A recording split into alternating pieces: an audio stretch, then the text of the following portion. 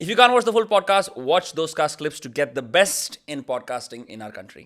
अब आप जब ज़्यादा कार्ब रिच डाइट लेते हो तो होता क्या है, ये मैकेनिज्म बहुत काम करना पड़ता है क्योंकि आपके ब्लड में ग्लूकोज बार बार बहुत मात्रा में आ रहा है और उसको इंसुलिन से धक्का मार के उसको अंदर भेजना पड़ रहा है। नॉन स्टॉप इंसुलिन स्पाइक हो रहे हैं। नॉन स्टॉप इंसुलिन स्पाइक हो रहा है।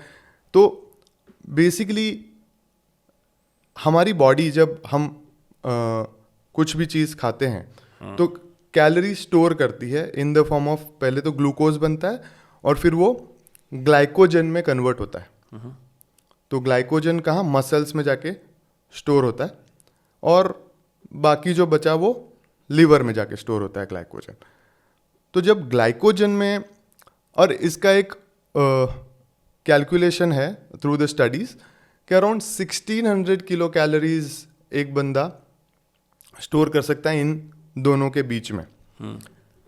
आपकी जो डाइट है वो 2000, 2500, 3000 कैलोरी की है। अब आप ग्लाइकोजन क्या है कि फटाफट वो जब भी ज़रूरत होगी तो वो ग्लाइकोजन से ग्लूकोज में कन्वर्ट करके एटीपी में कन्वर्ट करेगा, एनर्जी मिली और हमारे सेल के फंक्शनिंग के लिए, रेगुलर फंक्शनिंग के लिए ये यूज़ होगा।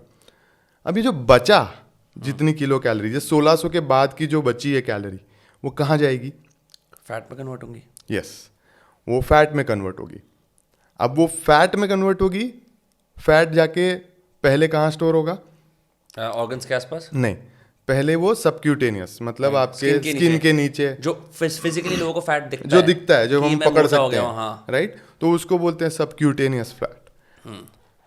जब ये भर जाएगा, फॉर एग्जाम्पल एक बाथ टब है जिसमें आप, एक बंदा बैठा है और उसके बाद पानी उसमें भरा, ठीक है? अब जितनी जगह बची उसमें और पानी आप डालोगे तो पानी क्या होगा? ओवरफ्लो होगा।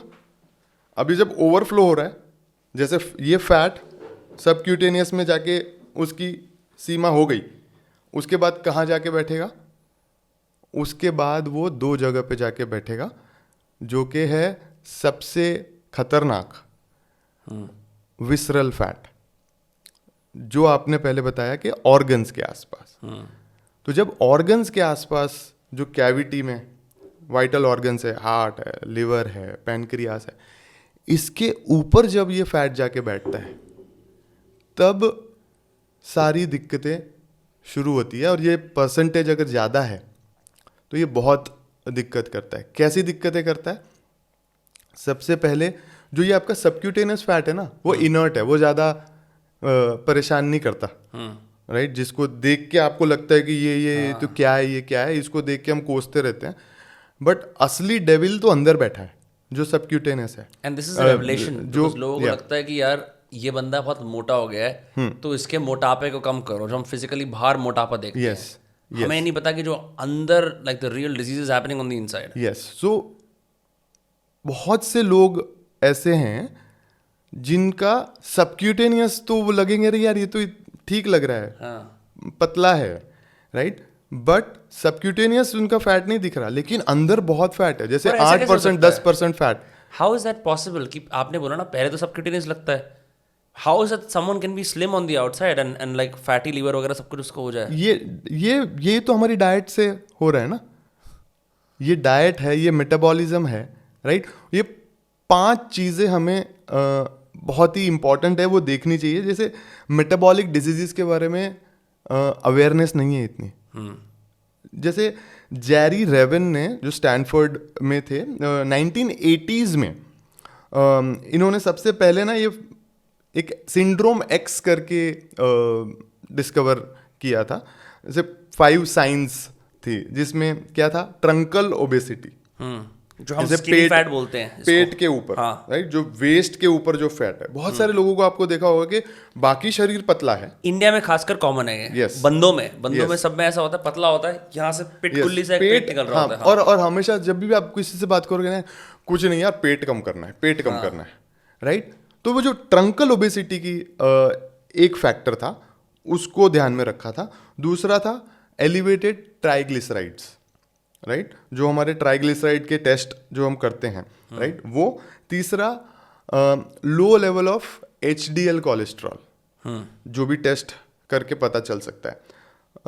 चौथा है हाई ब्लड प्रेशर, और पांचवा है blood glucose, right.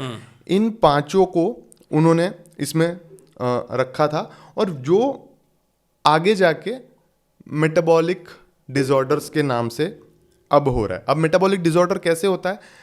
Metabolic disorder में ये जो 5 चीजें हैं, उनमें से कोई भी 3 आपकी हिली हुई है अपर लिमिट में, that means you have a metabolic disorder. So high triglycerides, high BP और glucose sensitivity, insulin sensitivity, right. तो I am at risk for anything. और ये इनमें से 3 या 3 से ज्यादा चीजें हैं, आप चेक कर लो। आप पतले हो, मोटे हो, आपका BMI कोई भी हो, right, BMI is not the major, your fat percentage should be your focus area, right. And उसके साथ में भी your visceral fat, that's where. अब विसरल फैट की जब मैं बात कर रहा था, I will come to that. Visceral fat एक वो इनर्ट नहीं है। वो क्या करता है? वो एज अ आपके हार्मोनल एंडोक्राइन सिस्टम के जैसे काम करता है। ये आपके ना साइटोकाइंस बनाता है, जो कि एक टाइप के टॉक्सिन से समझ लो, मैं सिंपल भाषा में अगर कहूँ तो। और ये सारी चीज़ें आपके, जैसे अगर लिवर पे आपके फैट है, राइट, बहुत सारे लोगों को नॉन अल्कोहलिक फैटी लीवर है, वो बोलते मैं तो दारू नहीं पीता, राइट। जब ये स्टडीज हुई तब लोगों को पता चला, रिसर्चर्स को, कि बहुत से लोग ऐसे हैं जिनको नॉन अल्कोहलिक फैटी लीवर है। और अच्छी बात ये है कि रिवर्सिबल है, आप इसको रिवर्स कर सकते हो। मैं तो बहुत सारे लोगों से मिला हूँ जो बोलते हैं मेरा फैट लीवर हो गया, मेरी जिंदगी बर्बाद हो गई, मैं कुछ नहीं कर सकता। नहीं, बिल्कुल ऐसी कोई बात नहीं है। With right interventions of diet and exercise ये रिवर्स कर सकते हैं, राइट। उसके लिए दवाइयाँ लेने की भी जरूरत नहीं है। There are good medicine are also available, but वो अगर नैश तक पहुंच चुके हो, जैसे what's NASH? It is cirrhosis basically, जैसे लिवर सिरोसिस तक तो पहुंच जाती से नहीं होता सिरोसिस सिर्फ? ये इसका नेक्स्ट स्टेज। अच्छा, नॉन अल्कोहलिक फैटी लिवर का अगला स्टेज है नैश, ओके, राइट। तो वो भी रिवर्सिबल है with right interventions of diet and workout. Time लगता है थोड़ा सा, थोड़ी डिसिप्लिन चाहिए, बट ऐसी कोई डरने वाली बात नहीं है। तो जैसे कैंसर की बात करते हैं, कैंसर का सबसे बड़ा कॉज क्या है? अभी हम बात कर रहे थे, आपने कहा था स्मोकिंग है। Number 1 is smoking, number 2 is obesity. तो 62% ऑफ ओबीस पीपल, राइट, जिनको मेटाबॉलिक सिंड्रोम है, डिसऑर्डर है, सोचो। तो जब ये ओबेसिटी अगर आप देख रहे हो, राइट, उसमें आप फैट परसेंटेज प्लीज चेक कर लो। There are fat percentage machines available, right. DEXA scans भी होते हैं। Best way is the DEXA scan. ऐसा नहीं होता, एक क्लिप होती है जो आप अपने साइड में लगाते हो ऑब्लिक्स पे जानने के लिए कितना फैट परसेंटेज है? वो सिर्फ सबक्यूटेनियस पता चलेगा उससे। अच्छा, ओके, राइट। ये आपके फैट मॉनिटरिंग मशीन्स आएंगे जो इलेक्ट्रोड्स के थ्रू इम्पिडेंस भेजेंगे, और उससे एक रफ एस्टिमेशन मिलता है। Best way is to the DEXA scan. थोड़ा एक्सपेंसिव होता है, अवेलेबिलिटी की कमी होती है, बट अगर आपको जानना है आपका फैट परसेंटेज, तो आप फैट मॉनिटर से जान सकते हैं। तब अगर आप ऑलरेडी लाइफस्टाइल के चक्कर में, लाइफस्टाइल डिजीज की वजह से इन चीज़ों से ऑलरेडी आप एट रिस्क हो, हाँ, आप चेक तो करो, आप हो ही हो। If you like this clip, I bet you will love the full podcast. Check it out on the Dostcast YouTube channel.